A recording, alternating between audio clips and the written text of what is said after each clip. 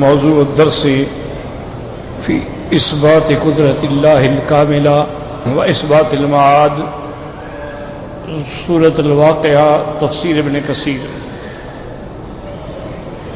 الحمد لله رب العالمين، والصلاة والسلام على أشرف الأنبياء وسيد المرسلين سيدنا محمد وعلى آله وأصحابه أجمعين. اللهم صل على سيدنا محمد وعلى آل سيدنا محمد كما صليت على إبراهيم وعلى آل إبراهيم في العالمين إنك حميد مجيد. أعوذ بالله من الشيطان الرجيم. بسم الله الرحمن الرحيم. نحن خلقناكم فلولا تصدقون. أفرأيتم ما تمنون. أأنتم تخلقونه أم نحن الخالقون. نحن قدرنا بينكم الموت وما نحن بمسبوقين على أن نبدل أمثالكم وننشئكم فيما لا تعلمون. ولقد علمتم النشأة الأولى فلولا تذكرون. سورة الواقعہ میں اللہ تبارک و تعالی نے اپنی قدرت کاملہ اور اس بات معاد کے بارے میں ذکر فرمایا ہے. یہ صورت مبارکہ جو ہے انتہائی اہم صورت ہے. حضور صلی اللہ علیہ وسلم اکثر اس کو تلاوت فرماتے تھے. فرماتے ہیں اذا وقعت الواقعۃ، جب ہو جائے گی، ہو جانے والی یعنی قیامت.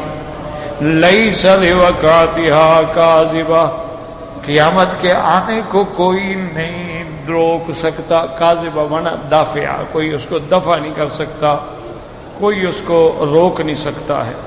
خافضۃ رافعۃ، یہ قیامت کا آنا اور آخرت کا دن جو ہے یہ کسی کو اونچا کرنے والا، کسی کو نیچا دکھانے والا. یعنی بعض قومیں جو ہیں وہ پھر جہنم میں چلے جائیں گی نیچے، اور بعض قومیں اللہ کی رحمت سے جنت کے اعلیٰ درجات میں پہنچ جائیں گی.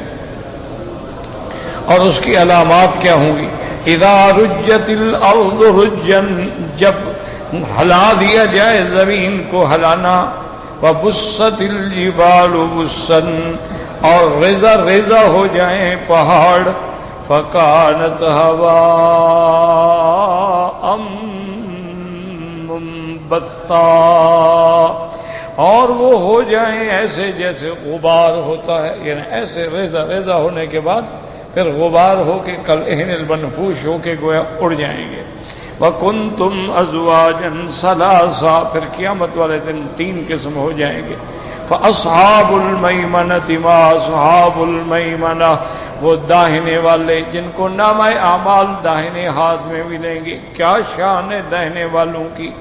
وَأَصْحَابُ الْمَشْأَمَةِ مَا أَصْحَابُ الْمَشْأَمَةِ، اور وہ لوگ بدقسمت بائیں ہاتھ والے، کیسے برا حال ہے بائیں ہاتھ والوں کا. اور تیسری قسم والسابقون السابقون، سب سے سبقت کرنے والے، ایمان میں سبقت کرنے والے، اعمال صالحہ میں سبقت کرنے والے، اللہ کی رسول میں سبقت کرنے والے. اولئک المقربون، یہی وہ لوگ ہوں گے جن کو مقام قرب حاصل ہوگا. فی جنات النعیم، ایسے باغوں میں جو نعمتیں ہمیشہ رہنے والی ہیں. جنات مانا بساتین بھی ہے، اور جنات مانا جنت، اللہ کی کئی جنتیں ہیں. اور خالصاً جو نعیم ہیں، نعمت ہیں، انعام ہیں. تو یہ تینوں قسم جو ہیں اس کے بارے میں بعض مفسرین نے فرمایا کہ تمام امتوں میں۔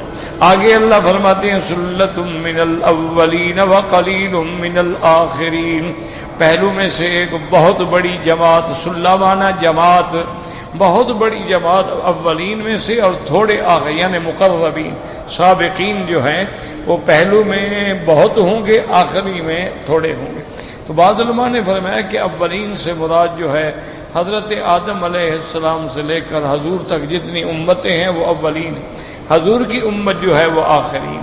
تو اس لیے صاف بات ہے کہ پہلی ساری امتوں کے مقربین جو ہیں وہ زیادہ ہوں گے اور حضور پاک کی امت کی ان سے کم ہوں۔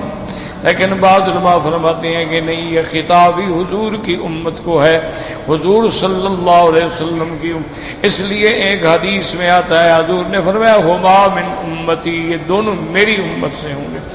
معنی یہ ہوگا کہ سابقون جو حضور کا زمانہ خیر القرون تھا اس میں بہت زیادہ تھا اور آخرین میں تھوڑے سے سیری۔ علی سرر موضونۃ متکئین علیہا متقابلین، اللہ فرماتے ہیں وہ جنت میں اپنے سرور کا نا سریر یعنی چارپائی، تخت، پلنگ جو سمجھ ایسے جو سونے کے بنے ہوئے، متکئین علیہا متقابلین، وہ اسی پہ ٹیک لگا کے آرام سے لیٹے ہوں گے اور ایک دوسرے کے سامنے ہوں گے، کوئی بغض نہیں۔ یطوف علیہم ولدان مخلدون، اب ان پر خدمت کے لیے لڑکے جو ہیں جو ہمیشہ اسی عمر میں رہیں گے اور ہمیشہ ان کی خدمت میں رہیں گے، بِأَكْوَابٍ وَأَبَارِيكَ وَكَأْسٍ مِّن مَّعِينٍ، ان کے ہاتھوں میں بہت بڑے بڑے آب خورے ہوں گے، سرائیاں ہوں گی اور شراب کے بھرے ہوئے جام ہوں گے، ایسا شراب لا يصدعون عنها ولا ينزفون، ایسا شراب جنت کا پاکیزہ کہ جس سے صدا بھی نہ ہو اور جس سے عقل بھی زائل نہ ہو، وفاکہۃ مما یتخیرون، اور ان کو ایسے پھل دیں گے جو ان کے پسندیدہ ہوں گے، واللحم طیر مما یشتہون، اور گوشت پرندوں کے جس کی وہ خواہش کریں گے، وحور عین، اور سفید رنگ والی بڑی آنکھوں والی عورتیں بھی اللہ ان کو عطا فرمائیں گے، اور وہ عورتیں ایسی ہوں گی کہ امثال اللؤلؤ المکنون، جیسے موتی اپنے صدف کے اندر چھپا ہوا ہوتا ہے، تو اس پر کوئی تہ نہیں ہوتی، غبار نہیں ہوتا، کسی کا ہاتھ نہیں لگا ہوتا، تو اس کی چمک دمک قائم ہو۔ جزاء بما كانوا يعملون، اللہ فرمائیں گے یہ بدلہ ہے تمہارے اعمال صالحہ کا جو تم دنیا میں کرتے تھے۔ یاد رکھو یہ بھی اللہ کا کرم ہے، ورنہ ہمارے اعمال کی کیا حیثیت ہے۔ اور نعمت یہ ہوگی کہ لا یسمعون فیہا لغوا ولا تعصیما، اور وہاں کوئی بےہودہ بات، کوئی گناہ والی بات، کوئی غیر ضروری بات نہیں سنیں گے کیا الا قیلا سلاما سلاما، یعنی ہر طرف ان پہ سلامتی ہوگی۔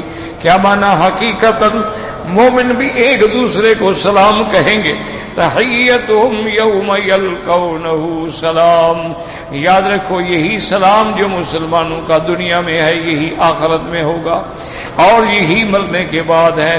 جیسے ہم دنیا میں کہتے ہیں السلام علیکم، اسی طرح قبرستان پہ بھی السلام علیکم یا دار قوم مؤمنین، اور اسی طرح قیامت میں بھی مومن ایک دوسرے کو کہیں گے السلام علیکم، اور فرشتے بھی مومنوں پہ سلام کہیں گے، والملائکۃ یدخلون علیہم من کل باب، جنت کے ہر دروازے سے، ان کے محلات کے ہر دروازے سے فرشتوں کی جماعتیں آ کے سلام کہیں گی۔ اور سب سے بڑی نعمت تو مومن کے لیے یہ ہے کہ اللہ تبارک و تعالی خود بھی اپنے بندوں پہ سلام فرمائیں گے، سلام قولا من رب الرحیم۔ اس لیے ان کا مقام کیسا کہ اللہ تبارک و تعالی کی طرف سے بھی سلام، ملائکہ کی طرف، یعنی وہ ہر وقت سلامتی میں ہیں۔ وَأَصْحَابُ الْيَمِينِ مَا أَصْحَابُ الْيَمِينِ، اور داہنے والے وہ کیسے شان والے ہیں داہنے والے، جن کو نام عمل داہنے ہاتھ میں ملے گا، فی سدر مخضود، وہ ایسے بیری کے درخت میں ہوں گے، نیچے ہوں گے جن پہ کانٹا نہیں ہوگا، وَطَلْحٍ مَنْضُودٍ، اور کیلے تہ برتہ، وَظِلٍّ ممدود، اور سائے دراز ختم نہ ہونے والے، وَمَاءٍ مَسْكُوبٍ، اور پانی ان کے اوپر گرنے والے جیسے آبشار گرتی ہے، وَفَاكِهَةٍ كَثِيرَةٍ لَا مَقْطُوعَةٍ وَلَا مَمْنُوعَةٍ، اور ان کے لیے بہت پھل ہوں گے، لا مقطوعة، نہ تو ختم ہوں گے، لا ممنوعة، نہ کوئی ان کو روکے گا، یعنی ایسے نہیں ہوگا کہ موسم گزر گئی تو پھل بھی گزر گیا۔ اب دیکھیں انگوروں کا ایک موسم ہے، انار کا ایک موسم ہے، آموں کا ایک موسم ہے، جب موسم نہ ہو تو پھل نہیں ملتا، لیکن قیامت میں ایسا نہیں ہوگا، ہر پھل ہر وقت ہر زمان میں ہو، اور وہ کوئی روکنے والا بھی نہیں ہوگا کہ جی یہ کھائیں اور یہ نہ کھائیں۔ وَفُرُشٍ مَّرْفُوعَةٍ، اور بعض علماء فرماتی ہیں کہ وَلَا مَمْنُوعَةٍ کا ایک معنی یہ بھی ہے کہ جیسے دنیا میں ڈاکٹر کہہ دیتے ہیں نا کہ بھائی تم نے انگور نہیں کھانا ہے، تمہیں شوگر ہے تمہاری شوگر بڑھ جائے گی، تم نے آم نہیں کھانا ہے، تو ہاں تم ایک آدھا سیب کھا سکتے ہو، ایک آدھا کنو کھا سکتے ہو، لیکن میٹھے پھل نہ استعمال کرو، تو لیکن وہاں کچھ نہیں ہوگا، جو وہاں بیماری ہے ہی نہیں، وہاں تو اللہ نے صحت ہی صحت رکھی، سلامتی سلامتی رکھی۔ اور اس کے بعد فرماتی ہیں وَفُرُشٍ مَّرْفُوعَةٍ، اور ان کے لیے اعلی شان بستر ہوں گے، اونچے اونچے کیا مانا ہے، یعنی شان میں اونچے، ظاہراً بھی اونچے، کپڑے کے لحاظ سے بھی اونچے۔ اِنَّا أَنشَأْنَاهُنَّ إِنشَاءً، پھر ہم ان کے لیے پیدا کریں گے، پیدا کرنا یعنی یا تو اللہ نئی ان کے لیے پیدا کریں گے، یعنی حوریں پیدا ہوں گی، اور یا یہ ہوتا ہے کہ پیدا تو ہو گئی ہیں لیکن ان کو اللہ تبارک و تعالیٰ دوبارہ جوانی عطا فرمائے، جیسے دنیا کی عورتیں ہیں اب وہ پیدا ہو چکی اور مر گئی، لیکن اب جب قیامت ہوگی تو ان کو اللہ جوان کر کے اٹھائیں گے، اب وہ اس حالت میں نہیں اٹھیں گی جیسے پہلے، جوان بھی ہوں گی اور کنواری بھی ہوں گی، تو اس لیے فرماتے ہیں اِنَّا أَنشَأْنَاهُنَّ إِنشَاءً۔ بعض علماء فرماتے ہیں انشاء احیاء سے ہے، اور بعض علماء فرماتے ہیں کہ انشاء ابداع سے ہے، کیوں؟ آگے فرماتے ہیں فَجَعَلْنَاهُنَّ أَبْكَارًا، پھر ہم نے بنایا ان کو کنواریاں، تو اگر حوریں ہیں وہ تو ویسے ہی کنواری ہوں گی، تو ان کو پھر یہ کہنے کی کیا ضرورت تھی کہ ہم نے کنواریاں بنائی؟ تو معنی یہ ہے کہ دنیا میں عورت تھی، بیوی تھی، اب وہ کنواری تو نہیں رہی، لیکن جب آخرت میں اللہ ان کو اٹھائیں گے تو پھر اس کو کنواری بنا کے اٹھائیں گے، اور اس کی عمر اس وقت 33 سال ہوگی، عین شباب ہوگا سب، عرباً اتراباً، وہ اپنے خامن سے محبت کرنے والی، اتراباً ہم سن۔ دیکھیں نا اب دنیا میں خامد ہو 80 سال کا اور بیوی ہو 16 سال کی، تو اب پیسے سے لوگ خرید تو لیتے ہیں نا، لیکن بہرحال بات تو نہیں بنتی نا، کوئی سمجھ تو نہیں آتی نا۔ کئی دفعہ ڈاکٹر صاحبان کہتے ہیں ہمارے پاس کچھ لوگ آتے ہیں ایسے نوجوان لڑکیاں لے کے علاج کے لیے، تو ہم پوچھتے ہیں کہ آپ کی بیٹی؟ نہیں میری بیوی ہے یار۔ بیٹی کہاں ہے؟ میری بیوی ہے۔ آپ کی بیوی ہے؟ اس نے کہا تمہاری بیوی ہے۔ ناراض بھی ہوتے، کیوں؟ دولت ہے، دولت کے ساتھ تو یہاں ہر چیز بکتی ہے، بتاؤ کیا خریدو گے؟ جب ایمان بک جاتے ہیں، جب مولوی بک جاتے ہیں، جب پیر بک جاتے ہیں تو لڑکیاں بھی بک جاتی ہیں، یہاں تو ہر چیز بکتی ہے نا، دولت ہو، پیسہ ہو، بتاؤ کیا خریدو، تم نے کیا لینا ہے؟ تو اس لیے لیکن قیامت تو ایسے وہاں تو اللہ تبارک و تعالی۔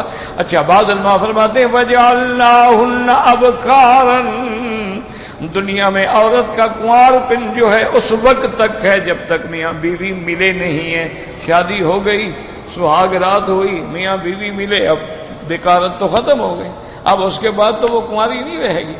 لیکن جنت کی عورتیں ایسی ہوں گی کہ خامد جتنے بار ملیں گے دوبارہ آئیں گے تو کنواری بن جائیں گے، فجعلناہن ابکارا عربا، محبت کرنے والی، خاوند کے احترام کرنے والی، خاوند سے کھیلنے ہنسنے والی، اترابا برابر سن.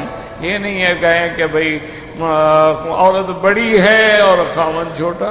ایسے بھی ہو جاتے ہیں نا جی کہ لوگ لالچ میں آ کے شادی رشتے کر لیتے ہیں کہ چلو یار چھوڑو جائیداد تو ملے گی نا، عورتوں کا کیا ہے، عورت کوئی باہر اور رکھ لیں گے. تو نہیں، وہاں سب برابر ہیں. عربا اترابا لاصحاب الیمین، یہ دہنے والے.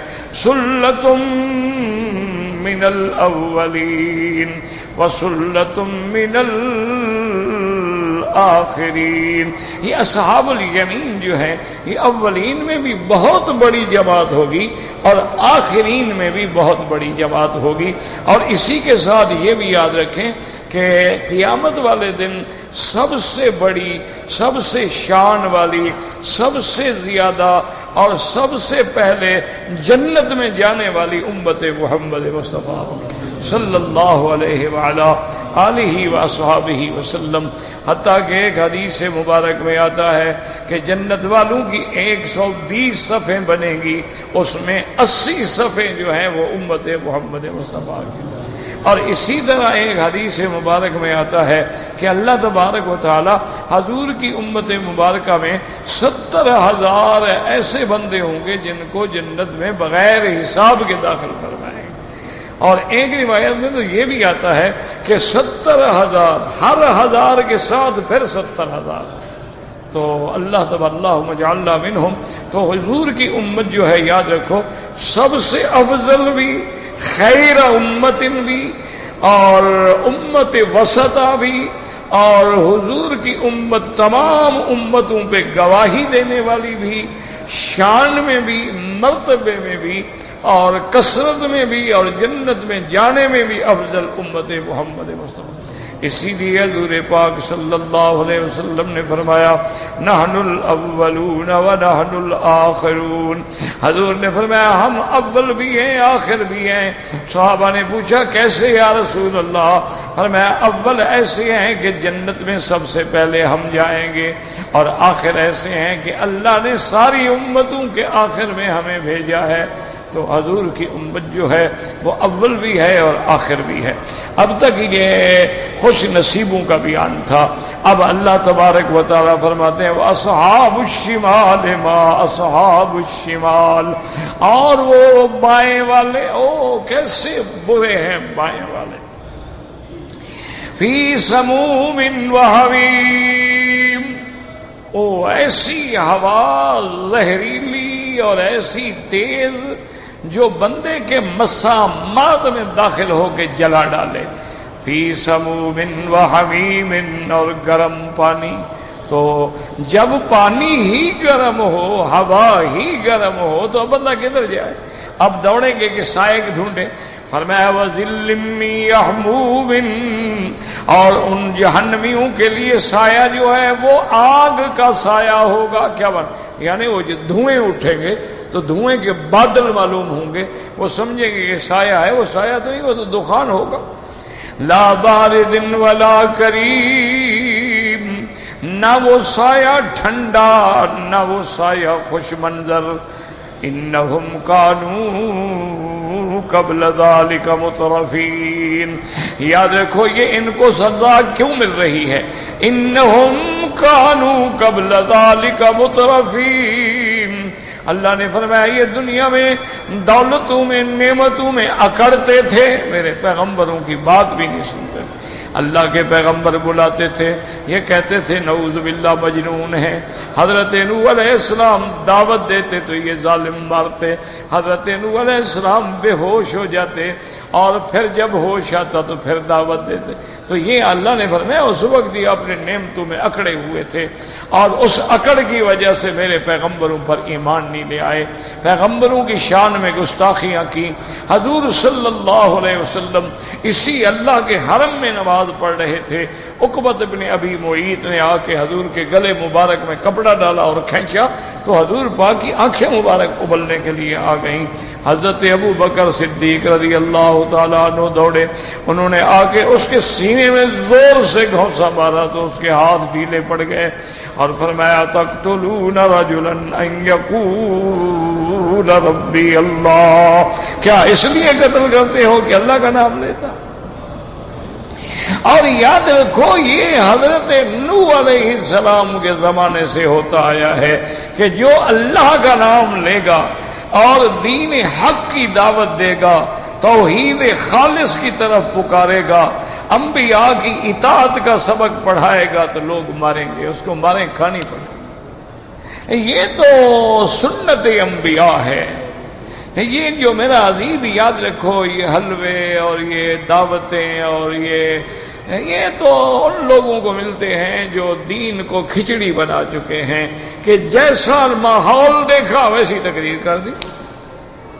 ماحول دیکھا اہل سنت والجماعت کا تو شان صدیق بیان کر دی, دیکھا کہ سارا علاقہ شیعہ کا ہے تو شہادت حسین بیان کر دی, دیکھا کہ اس علاقے میں ماشاءاللہ سارے پیر پرست ہیں تو جناب حضرت عبد القادر جیلانی کی شان بیان کر دی. تو یہ لوگ جو ہوتے ہیں چونکہ ان کا مطمع نظر ہی کھانا پینا ہوتا ہے, ان کے سامنے دنیا ہوتی ہے, لیکن جو حق والے ہیں ان کو تو پھر ہر دور میں مار کھانی پڑتی, ہر دور میں ان کو صلیبوں پہ لٹکایا گیا ہے, ہر دور میں ان کو جلتے ہوئے انگاروں پہ لٹایا گیا ہے, ہر دور میں ان کو برف کی سلوں پہ سلایا گیا ہے, ہر دور میں ان کو الٹا لٹکا کے پانی میں ڈبکیاں دی گئی ہیں اور مار مار کے بے ہوش کر دی. جرم کیا ہے؟ ان یقول ربی اللہ, ایک اللہ کی دعوت. اس لیے اللہ فرماتے ہیں انہم کانوا قبل ذلک مترفین وکانوا یصرون علی الحنث العظیم.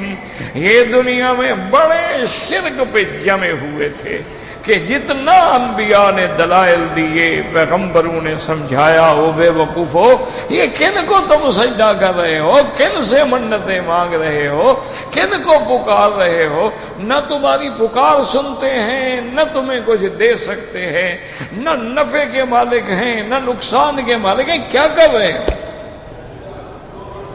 اللہ اکبر. اسی لیے حضرت ابراہیم علیہ السلام نے اپنے ابے سے کہا تھا نا کہ یا ابت, ابا جان یہ تو بتائیں, لم تعبد ما لا یسمع ولا یبصر, جو نہ سنتا ہے نہ دیکھتا ہے اس کی تم آگے سجدے کرتے, کیا کر رہے ہیں؟ اللہ اکبر. اسی لیے قرآن کہتا ہے کہ جن کو تم پکارتے ہو, تم کہتے ہیں یہ جو ہیں بت جو ہیں یہ تو اوتاروں کی شکل ہے, یہ تو بزرگوں کی شکل ہے, یہ تو فرشتوں کی شکل ہے. اللہ نے فرمایا ان تدعوہم لا یسمعوا دعاءکم, ان کو لاکھ پکارو یہ نہیں سنتے. وَلَوْ سَمِعُوا مَا اسْتَجَابُوا لَكُمْ, اگر یہ سنے بھی تو کیا تمہاری پکار کو پورا کریں گے. وَيَوْمَ الْقِيَامَةِ يَكْفُرُونَ بِشِرْكِكُمْ, اور قیامت والا دن جب ہوگا ان کو ہم تمہارے سامنے کھڑے کریں گے, وہ کہیں گے یا اللہ ہم نے ان کو کبھی نہیں کہا تھا کہ ہماری مزاروں پہ سجدہ کرو, ہم نے ان سے کبھی نہیں کہا تھا کہ ہماری مزاروں پہ قوالیاں لگواؤ, ہم نے ان کو کبھی نہیں کہا تھا کہ ہماری مزاروں پہ عرس مناؤ, ہم نے ان کو کبھی نہیں کہا تھا کہ ہماری مزاروں پہ آ کے نظر نیاز چڑھاؤ. یا اللہ یہ سامنے ہیں, پوچھیں ان سے, ان کو ہم نے کہا تھا. یاد رکھیں جتنے اولیاء اللہ گزرے ہیں, ایک بات یاد رکھو, اولیاء اللہ کیا مانا؟ اللہ کا دوست, اللہ کا دوست. اچھا دوست اللہ کا ہو اور کہے سجدہ مجھے کرو, اچھا دوست ہے بھائی, ہے وہ اللہ کا دوست. اللہ کہتا ہے میرے نام پہ قربانی کرو, یہ کہے نہیں نہیں میری مزار پہ میرے نام پہ گٹے اٹے چڑھاؤ, اچھا دوست ہے. اللہ کا حکم ہے کہ یہ لہو الحدیث جو ہے یہ منع ہے, اور یہ کہنی میری مزار پہ قوالی اور سما اور اس کے بعد جو ہے اور وہ بھی گاجے باجے کے ساتھ, کیسے وہ اللہ کا ولی ہے؟ اس لیے یاد رکھو جتنے اولیاء اللہ گزرے ہیں یا دنیا میں ہیں وہ برحق ہیں، وہ اللہ کے دوست ہیں، ان پر انشاءاللہ نہ دنیا کا ڈر ہوگا نہ قیامت کا ڈر ہوگا، اور وہ اللہ کی رحمت کے سائے میں ہوں گے۔ لیکن انہوں نے ساری زندگی توحید کی دعوت دی ہے، کبھی ایسی دعوت نہیں۔ دیکھو نا حضرت عبد القادر جیلانی رحمت اللہ علیہ، اسی طرح حضرت علی حجویری رحمت اللہ علیہ، اسی طرح حضرت فرید الدین رحمت اللہ علیہ، اسی طرح حضرت بہاء الدین زکریا رحمت اللہ علیہ، اسی طریقے سے محبوب سبحانی رحمت اللہ علیہ، حضرت جلال الدین بخاری رحمت اللہ علیہ۔ اچھا ہندوستان میں جو ہے حضرت نظام الدین اولیاء رحمت اللہ علیہ، حضرت اجمیری رحمت اللہ علیہ، حضرت سری سکتی رحمت اللہ علیہ، حضرت سلیم الدین چشتی رحمت اللہ علیہ، حضرت عبداللہ غازی رحمت اللہ علیہ، حضرت عبداللطیف شاہ بھٹائی رحمت اللہ علیہ۔ مجھے ان کی ایک کتاب میں دکھا دیں جنہوں نے یہ کہا ہو کہ میلاد منایا کرو اور ہماری قبروں پہ آ کے عرس منایا کرو، اور ہماری قبروں پہ آ کے سجدے کیا کرو، ہماری قبروں پہ ہاتھ باندھ کے الٹے پاؤں چلا کرو، اور ہماری قبروں کی چوکٹ کو چوما کرو۔ ان سب بزرگوں کی کسی ایک کتاب میں مجھے دکھا دو نا، چلو اللہ کا قرآن نہ دکھاؤ، حدیث نہ دکھاؤ، اسی بزرگ کا لکھا ہوا دکھا دو۔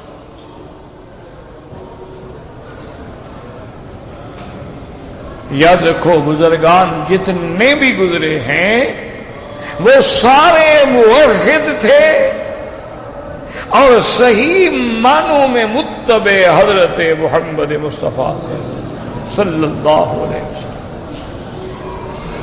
ان لوگوں کا تو یہ عالم تھا کہ تمہارے ایشیا میں، اسی طرح تمہارے ماوراء نہر میں جتنا اسلام پھیلا ہے یہ انہی بزرگوں کی محنت ہے۔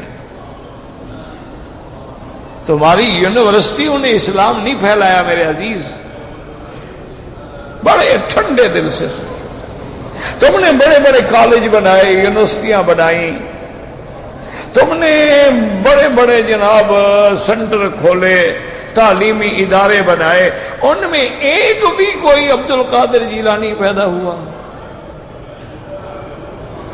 کیوں نہیں پیدا ہوا؟ وجہ بتائیں مجھے، سمجھائیں، آپ پڑھے لکھے لوگ ہیں، ہم مولوی ہیں، ہم تو ملا ہیں نا، دقیانوسی پرانے دور کے زمانے کے لوگ ہیں، ہمیں چھوڑیں، ہم تو پاگل لوگ ہیں۔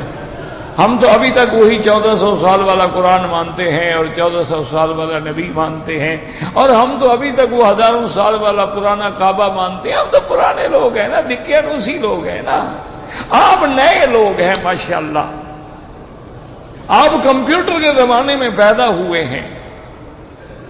آپ مجھے بتائیں کہ ان بزرگوں نے ساری زندگی کسی ایک کتاب میں اگر ان کا بھی کوئی حوالہ دکھا دیں تو چلو کم از کم ہم مانیں گے تو نہیں، لیکن چپ تو کر جائیں گے نا، تردید تو نہیں کریں گے نا کہ یار بزرگوں نے کہا تو ہے، کوئی وجہ ہوگی، چپ ہو جائیں گے۔ یعنی آپ حیران ہوں گے، آج بھی حضرت عبد القادر جیلانی رحمت اللہ علیہ کی کتابیں اٹھا کے دیکھ لیں، آج بھی آپ حضرت اجمیری رحمت اللہ علیہ کے مکاتیب اٹھا کے دیکھ لیں، آج بھی آپ حضرت نظام الدین رحمت اللہ علیہ، حضرت بائی عزیز بستامی رحمت اللہ علیہ، حضرت مالک ابن دینار رحمت اللہ علیہ، حضرت حسن بصری رحمت اللہ علیہ، ان تمام اولیاء اللہ کی کتابیں اٹھا کے دیکھیں کیا لکھا ہے۔ یعنی کبھی کبھی تو حق کہنے پر احمد رضا خان بھی بیچارہ مجبور ہو گیا۔ اعلی حضرت جو تھا نا، تو کبھی کبھی اس نے بھی ماشاءاللہ وہ بھی حق کہنے میں مجبور ہو گیا۔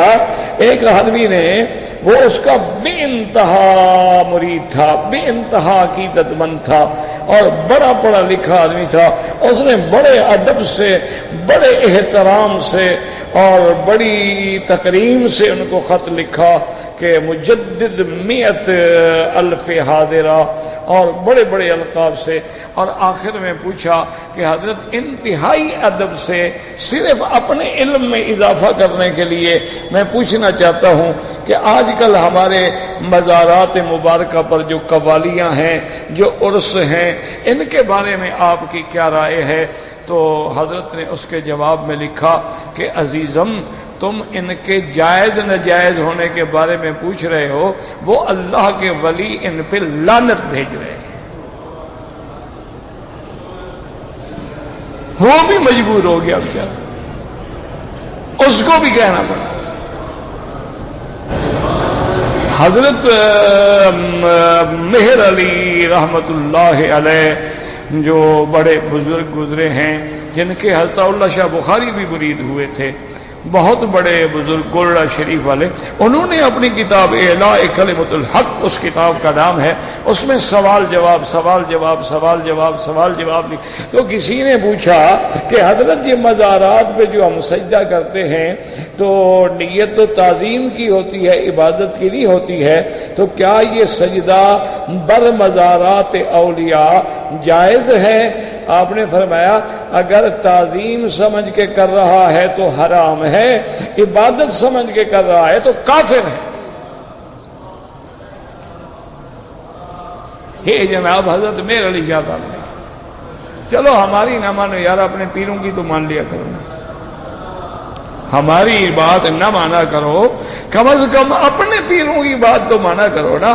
حضرت خواجہ غلام فرید رحمت اللہ علیہ جو کوٹ مٹھن کے اندر دفن ہیں، اس علاقے کے بہت بڑے بزرگوں میں گزرے ہیں، اور جن کے بعد میں آنے والے مریدوں نے اسی کوٹ مٹھن کو بیت اللہ بنایا تھا نا، یہ حضرت خواجہ صاحب وہاں ہیں۔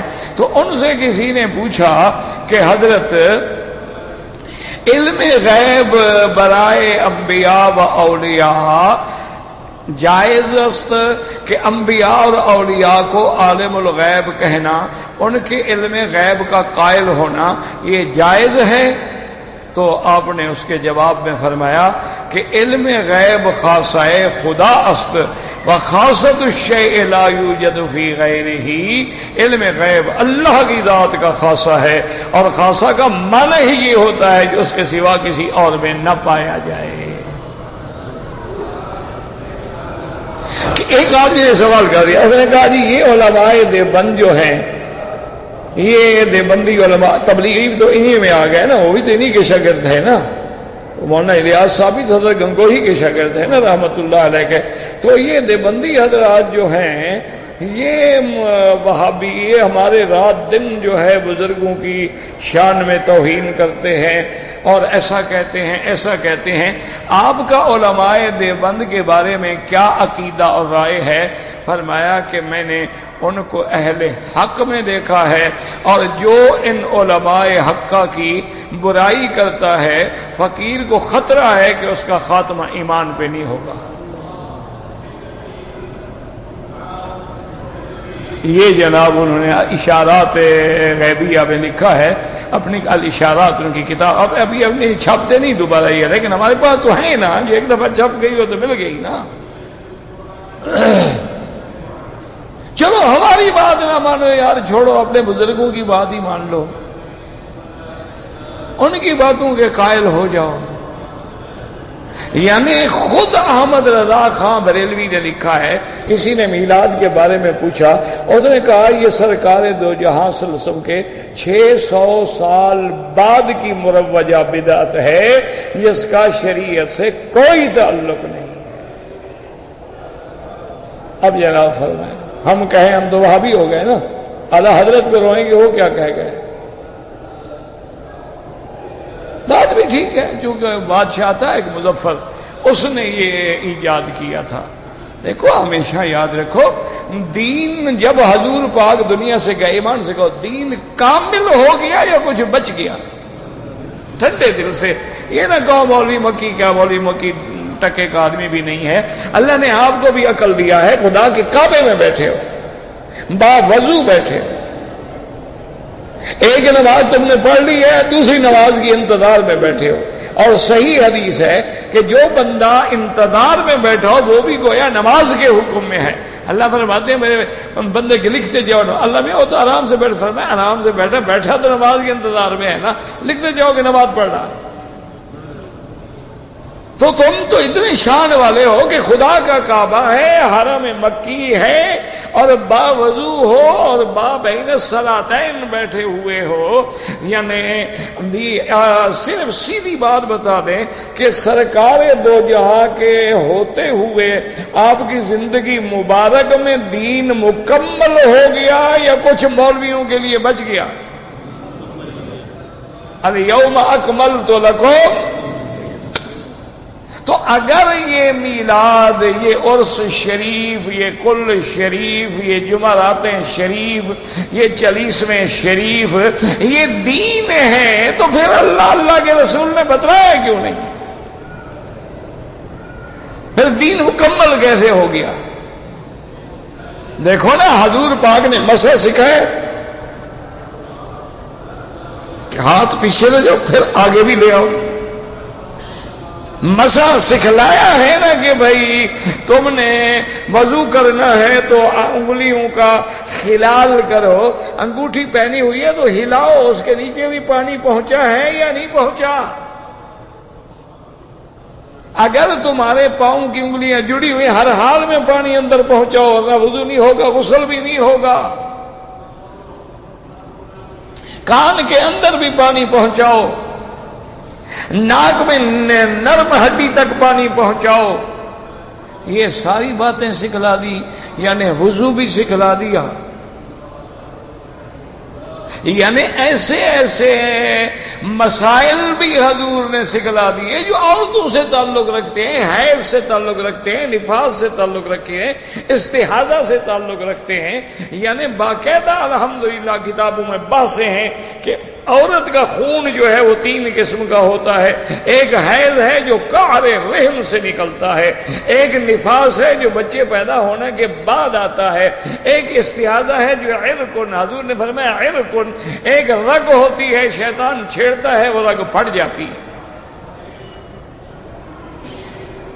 اتنی ساری باتیں سمجھا دی. یہ تیرے سارے مسئلے نہیں سمجھائے, نہ اذان سے پہلے صلاۃ و سلام سمجھایا, نہ جمعہ کے بعد کھڑے ہو کے صلاۃ و سلام پڑھنے کے طریقے بتلائے, نہ سرکار دو جہاں نے فرمایا کہ بابا جب ربیع الاول آئے تو میرا میلاد بنایا کرو, جھنڈیاں لگایا کرو, بتیاں لگایا کرو, اور لوگوں سے زبردستی جا کے چندہ لیا کرو, جو نہ دے وہ وہابی ہے, مارو اس کو.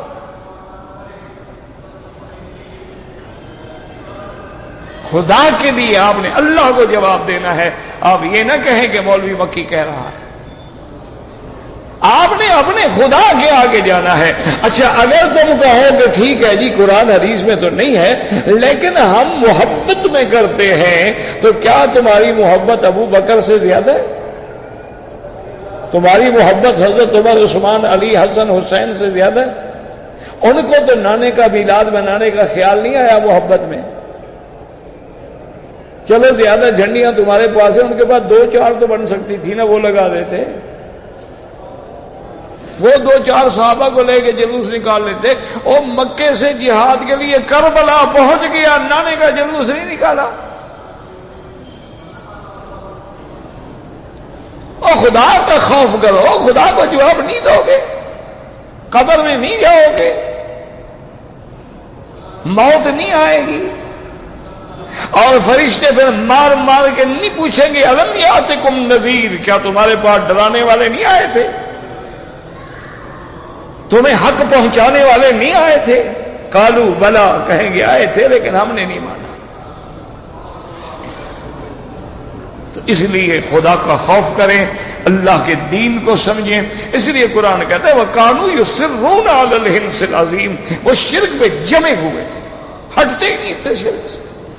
آج بھی جو جمے ہوئے ہیں آپ الٹے ہو جائیں وہ کہے گا جناب سوال ہی پیدا نہیں ہوتا. کیا کریں جی, ہمارا باپ دادا یہی کرتا تھا, نہیں کریں گے, برادری میں ناک کٹ جائے گی, کہیں گے ابا مر گیا کل شریف نہیں کیے.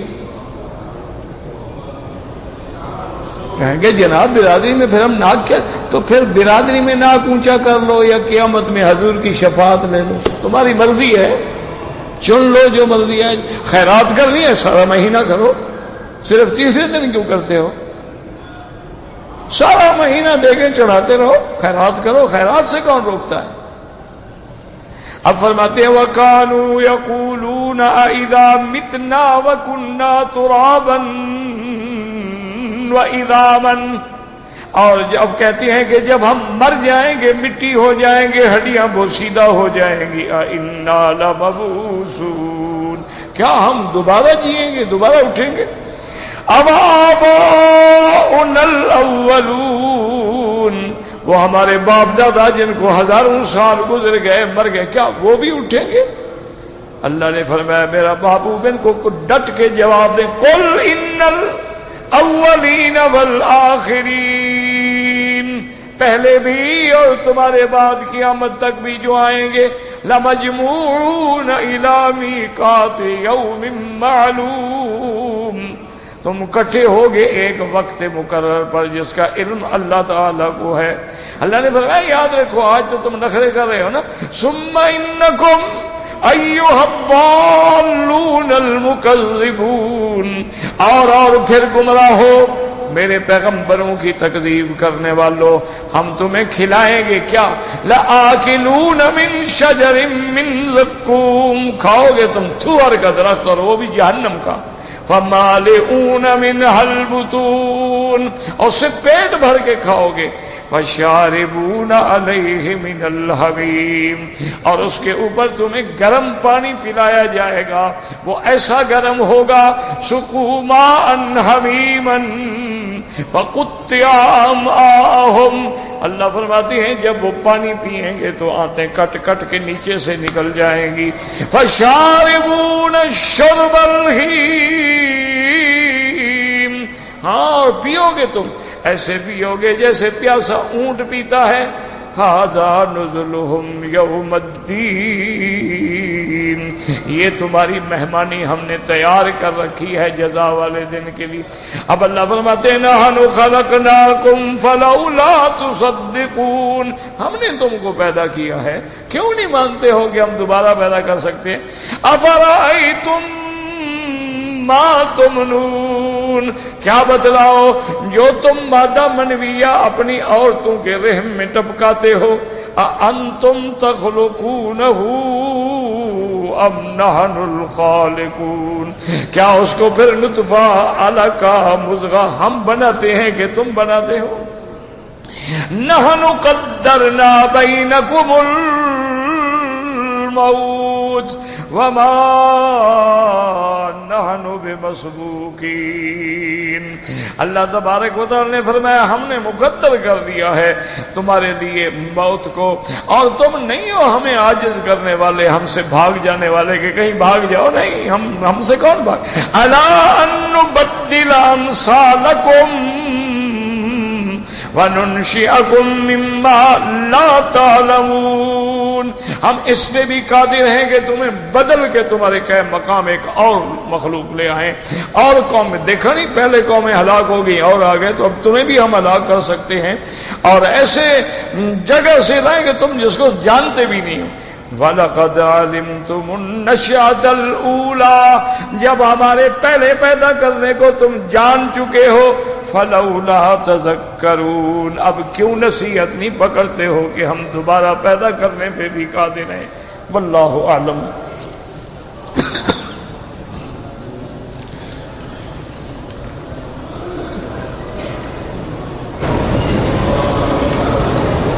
کہتے ہیں جی کہ مجھے قیامت فکر ہے، میرا جائیداد زمین کو قبضہ کر دیا ہے، تو کیا میں اپنا حق کے لیے آپ دعویٰ کریں، قانون کا سہارا لیں، اپنے حق کے لیے کسی کو مار دینا جائز نہیں ہے، یاد رکھو. یہ تو اور بڑی جہالت ہے نا، انہوں نے زمین چھیننے کا جرم کیا، تم قتل کا جرم کر کے ان سے بھی بڑے مجرم بن جاؤ، یہ کیا بات ہے؟ قانونی کارروائی کرو، باقی غریب ہو کوئی نہیں سنے گا تو قیامت میں تو اللہ دیں گے نا. بعض لوگوں نے 11 اور 12 تاریخ کو زوال سے پہلے شیطانوں کو حج میں کنکریاں ماری ہیں. یاد رکھیں میرے عزیز کہ کہ پہلا دن تو صبح سے لے کر سارا دن جائز ہے، اور 11 کو زوال کے بعد وقت شروع ہوتا ہے، سارا دن بھی جائز ہے، ساری رات بھی جائز ہے، اور 12 کو بھی زوال کے بعد وقت شروع ہوتا ہے۔ بہرحال اکثر ائمہ کرام یہی فرماتے ہیں کہ جن لوگوں نے زوال سے پہلے کنکری ماری ان کو دم ادا کرنی پڑے گی۔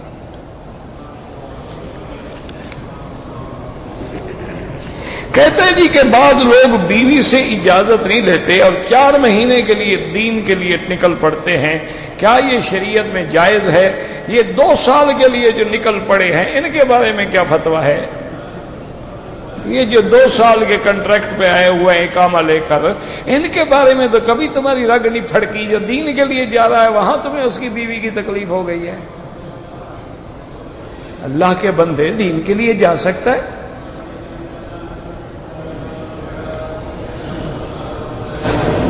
کہتے جی کہ یہاں رہے اور پیسے کمائے یا بیوی بچوں کے پاس جائے، تمہاری مرضی ہے، بیوی بچوں کی حفاظت کرو، اب یہاں تو مسئلے کا تمہیں کوئی فکر نہیں ہے۔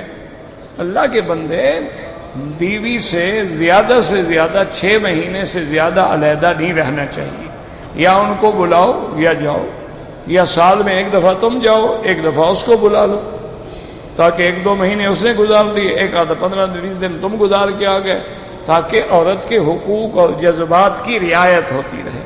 یہ کبھی نہیں ہو سکتا میرا بھائی کہ تم یہاں رہتے ہو، عمر بھی ماشاءاللہ 70 سال ہو گئی ہے، اینک بھی 4 نمبر کی لگاتے ہو، پھر بھی کوئی خوبصورت عورت گزرے تو ماشاءاللہ بڑے غور سے دیکھ لیتے ہو، تو تمہاری بیوی کو کیا ہو گیا؟ آخر وہ بھی تو انسان ہے، اس کو بھی تو کوئی بندہ اچھا لگ سکتا ہے، پھر بعد میں رونے کا کیا فائدہ؟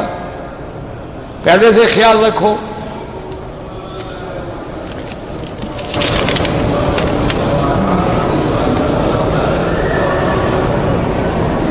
کہتے جی کہ کمپنی نے ہم کو رہائش کے لیے 4000 ریال دیتی ہے، ہم سستی رہائش میں گزارا کرتے ہیں، تمہاری مرضی، وہ تمہارے ہیں پیسے، 4000 والی لو یا 400 والی لو، چونکہ انہوں نے تمہیں اپنا جو ہے مکان الاؤنس 4000 دینا ہے۔ اب بعض آدمی ہوتے ہیں 2 مل کے اکٹھے بھی رہ جاتے ہیں، بعض آدمی ہوتے ہیں 1 کمرے میں بھی گزارا کر لیتے ہیں، تو اگر آپ کرتے ہیں تو پیسے آپ کے ہیں، آپ ان کو بتا دیں کہ ہم جی کم میں رہیں، کسی میں رہیں۔ کتنے انبیاء زندہ ہیں قبروں میں؟ سارے انبیاء زندہ ہیں، لیکن حقیقی زندگی میں حضرت عیسیٰ علیہ السلام آسمان پہ ہیں۔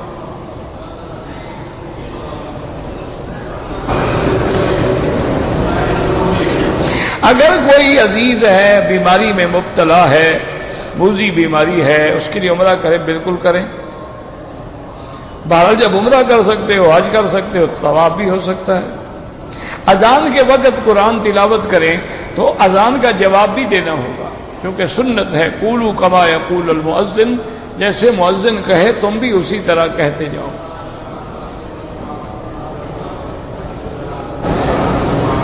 حضرت یوسف علیہ السلام کی شادی جو ہے بی بی زلیخا سے ہوئی تھی، مجھے تو کارڈ نہیں بھیجا انہوں نے، نہ مجھے بتاؤ، میں وہاں تھا، مجھ سے تو میری شادی کا پوچھو کہ میری نہیں ہوئی۔ یوسف علیہ السلام کی شادی کا مجھے کیا پتہ ہے؟ سارا قرآن پڑھ لو، یوسف علیہ السلام کی سارا الف سے لے کر یہ تک قصہ ہے، لیکن کسی جگہ قرآن نے ان کی شادی کا نہیں بتلایا۔ تو جب اللہ کا قرآن نہ بتلائے تو ہم گھر کے بتلائیں؟ حضور پاک کی کسی حدیث میں نہیں ہے کہ آپ کی، بلکہ اس عورت کے نام پہ بھی جھگڑا ہے۔ وہ تو کتب اسرائیلی یہودیوں کی روایت ہے کہ اس کا نام زلیخا تھا، بعض کہتے ہیں اس کا نام راعیل تھا، بعض کہتے ہیں پھر شادی ہوئی، پھر اللہ نے اس کو جوان کر دیا۔ یہ سارے قصے ہیں، جھوٹے افسانے ہیں جو یہودیوں نے لکھے ہیں۔ جب قرآن کوئی بات نہ بتلائے تو ہمیں کیا ضرورت ہے ٹکریں مارنے کی؟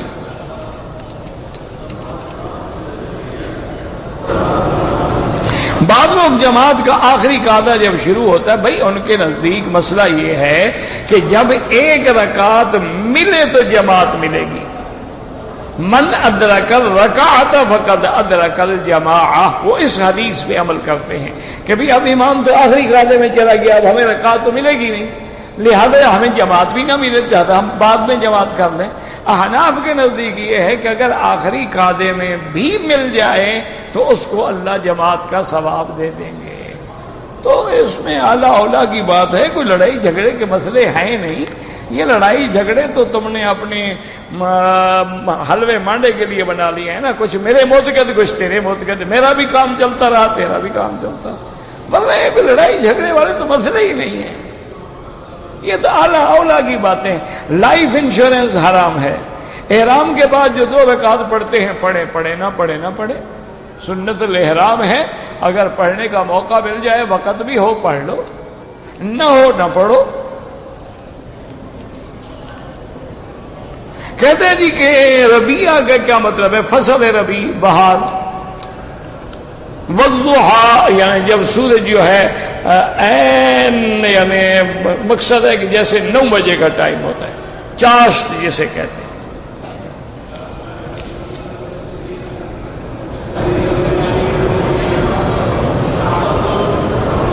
ایک عورت کا شوہر جو ہے 2 سال سے کنٹریکٹ پہ گیا ہے، اس کی بیوی سے گناہ ہو گیا، تو بہرحال گناہگار تو شوہر بھی ہے، لیکن اصل گناہگار تو وہ ہے، وہ توبہ کرے، استغفار کرے، اور شوہر معاف کر سکتا ہے، تو ہر آدمی گناہگار ہے، اور آئندہ وہ دیکھے کہ کیا وہ توبہ پہ قائم ہے، نہیں تو پھر طلاق ہے۔